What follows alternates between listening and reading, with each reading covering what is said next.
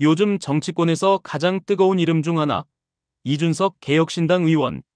전국 생중계된 대선 후보 TV 토론에서의 발언으로 큰 논란을 일으켰고, 이후 국회 국민동의청원 누리집에 올라온 이준석 의원 제명 청원이 닷새 만에 46만 명의 동의를 받으며 역대 두 번째 청원동의 수를 기록했습니다.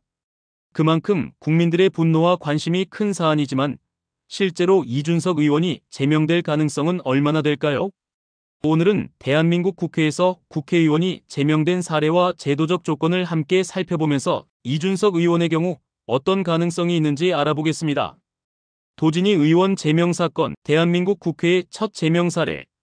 도진희 의원은 제3대 국회 당시 경북 성주 지역구에서 자유당 소속으로 당선된 국회의원입니다. 그의 제명은 대한민국 헌정사에서 국회의원이 본회의 표결을 통해 제명된 첫 번째이자 매우 이례적인 사례로 기록됩니다. 사건의 발단은 1956년 1월 발생한 김창룡 육군 특무부대장 저격 사건입니다. 당시 김창룡은 이승만 정권의 핵심 실세로 경찰 출신 인물들이 중심이 된 자유당 정권 내에서 군 정보기관을 장악하고 막강한 권력을 행사하고 있었습니다. 그러나 그는 정권 내부의 갈등 속에서 표적이 되었고 서울 해화동에서 괴한에 의해 피살당했습니다.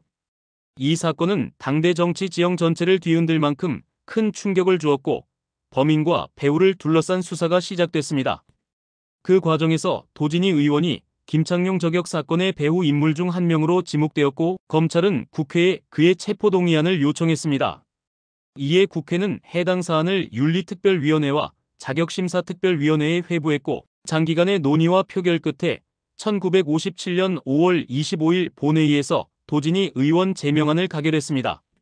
당시 표결 결과는 찬성 133표, 반대 11표, 기권 2표로 제적 과반수를 충분히 넘겼으며 도 의원은 국회 역사상 처음으로 의원직을 박탈당한 인물이 되었습니다. 이 사건은 단순한 개인 비위 차원을 넘어서 1950년대 자유당 정권 내부 권력투쟁, 군과 정치권 간의 긴장, 국회 자정 능력에 대한 시험대로도 평가됩니다.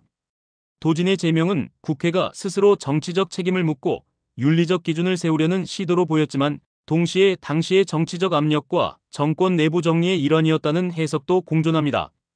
도진희 의원 제명은 한국 국회 역사상 첫 제명이라는 점에서 큰 상징성을 가졌지만 당시 정치권 전체에 거대한 후폭풍을 일으키지는 않았습니다. 당시 자유당은 사실상 여당 독점의 구조였으며 국회의원 제명도 여당 주도로 비교적 수월하게 이루어졌습니다. 도진희 의원 본인이 자유당 소속이었지만 이미 정권 내 권력투쟁에서 밀려나 희생양이 된 인물로 평가받는 분위기였기 때문에 그의 제명은 정치적 저항 없이 매끄럽게 처리되었습니다.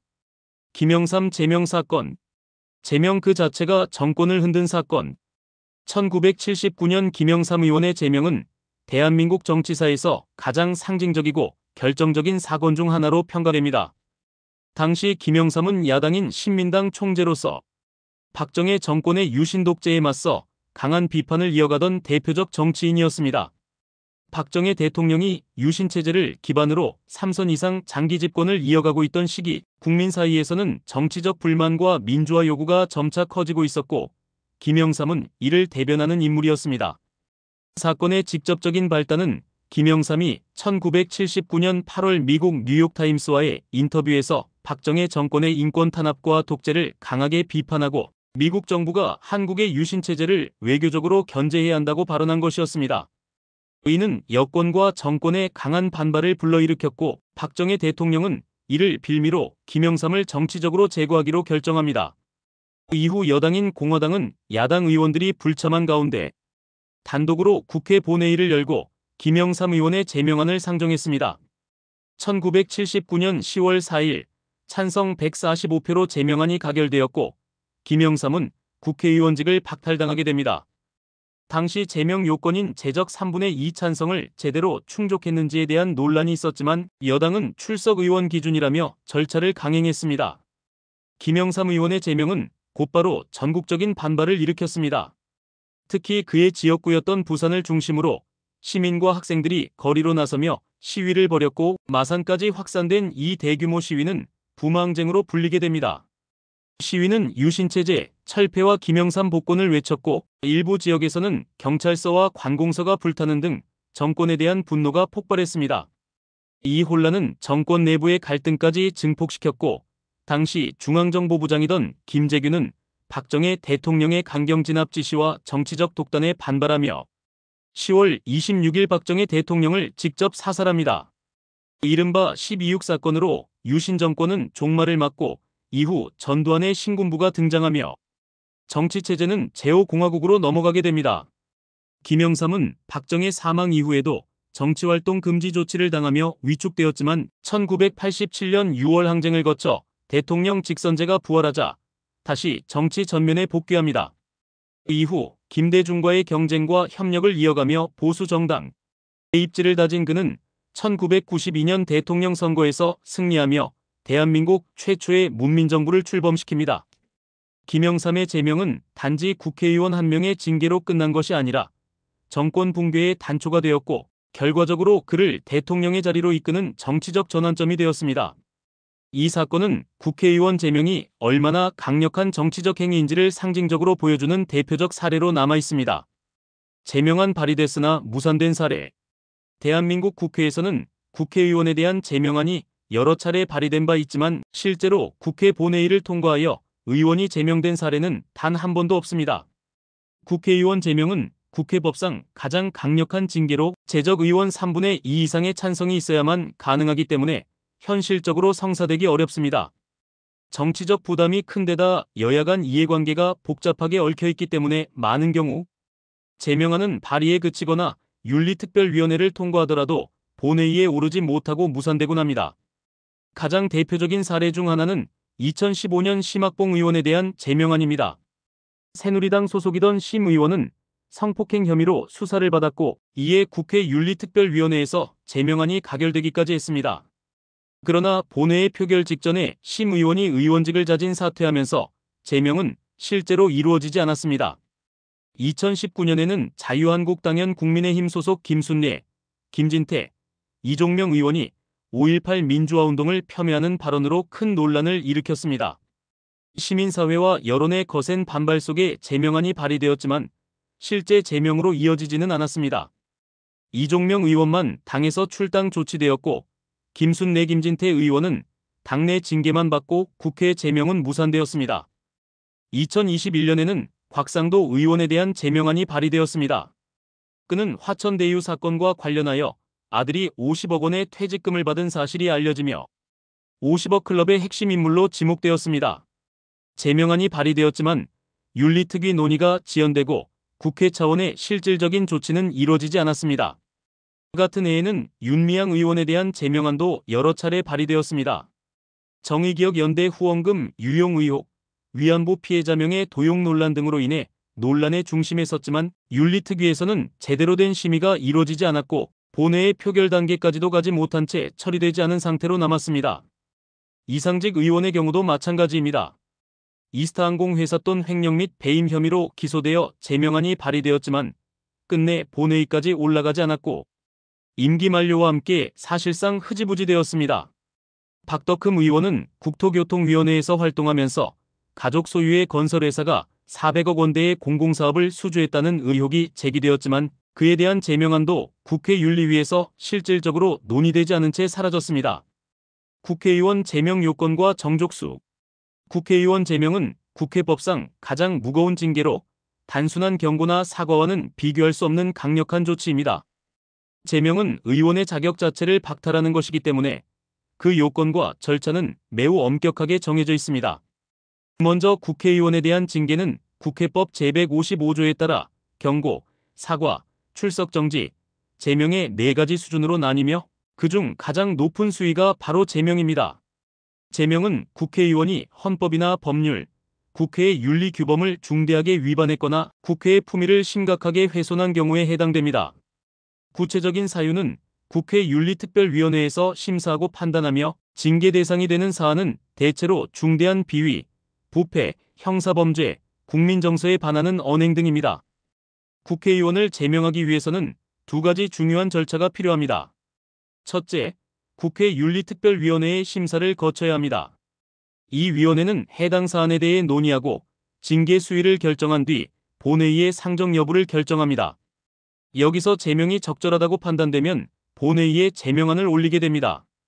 둘째, 본회의에서는 국회 재적 의원 3분의 2 이상이 찬성해야 제명이 최종 확정됩니다.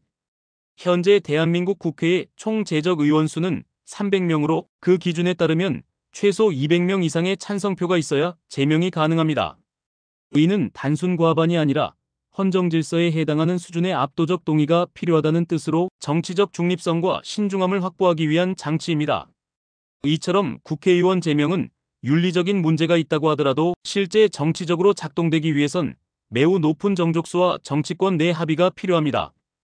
때문에 제명안이 발의된 사례는 많지만 본회의를 통과하여 실제 제명에 이른 사례는 대한민국 헌정사 전체를 통틀어 단 2차례뿐입니다. 즉, 국회의원 제명은 법적으로는 가능하지만 현실적으로는 거의 불가능에 가까운 조치로 여겨지는 이유가 여기에 있습니다. 과연 이준석 의원 제명이 가능할까? 최근 이준석 개혁신당 의원의 제명을 촉구하는 국민청원이 폭발적인 반응을 얻으며 다시 한번 국회의원 제명 제도가 주목받고 있습니다. 대선 후보 TV 토론에서 나온 그의 발언이 성적 모욕과 여성 혐오 논란으로 이어지면서 정치권은 물론 시민사회에서도 격렬한 논쟁이 일어났고 국민동의청원에는 단기간에 43만 명이 넘는 동의가 몰렸습니다. 국회 청원이 5만 명 이상의 동의를 얻으면 국회가 심사 절차에 착수해야 한다는 점에서 이번 청원은 심사 요건을 이미 충족한 상태입니다. 그렇다면 실제로 이준석 의원이 국회에서 제명될 가능성은 있을까요? 결론부터 말씀드리면 현실적으로 이준석 의원의 제명이 이루어질 가능성은 매우 낮다고 보는 것이 중론입니다. 그 이유는 크게 세 가지로 나누어 볼 수 있습니다. 첫째, 국회의원 제명은 국회법상 가장 강력한 징계로 재적 의원 3분의 2 이상이 찬성해야만 본회의에서 통과됩니다. 현재 국회 재적 의원 수는 300명이므로 최소 200명 이상의 찬성이 필요합니다. 하지만 현재 국회는 여야 간 극심한 대립과 개별 의원들의 정치적 이해관계가 얽혀있는 구조이기 때문에 특정 인물에 대한 제명안에 여야가 초당적으로 동의하는 사례는 매우 드뭅니다.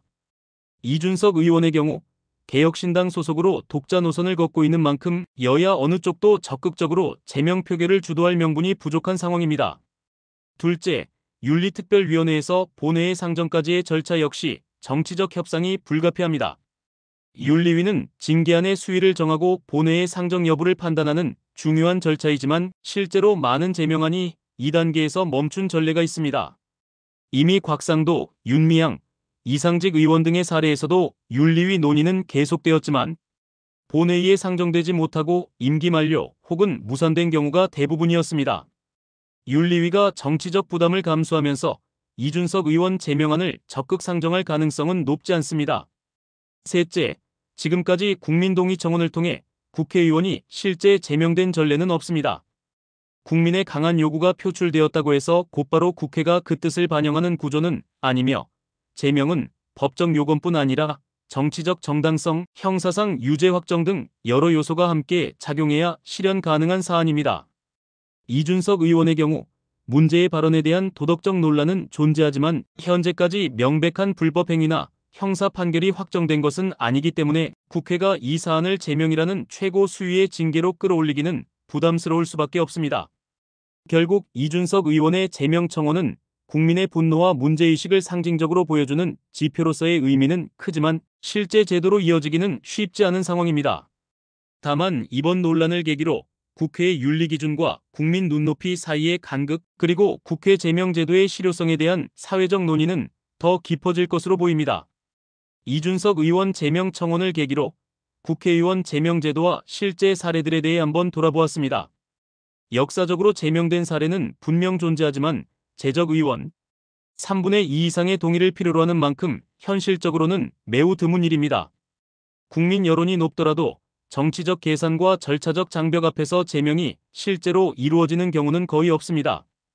이번 청원이 어떤 결과로 이어질지는 미지수지만 새로 시작된 이재명 정부와 다수당인 더불어 민주당에서 어떤 반응을 보일지 지켜봐야겠습니다. 지금까지 비하인드 스토리였습니다. 시청해주셔서 감사합니다.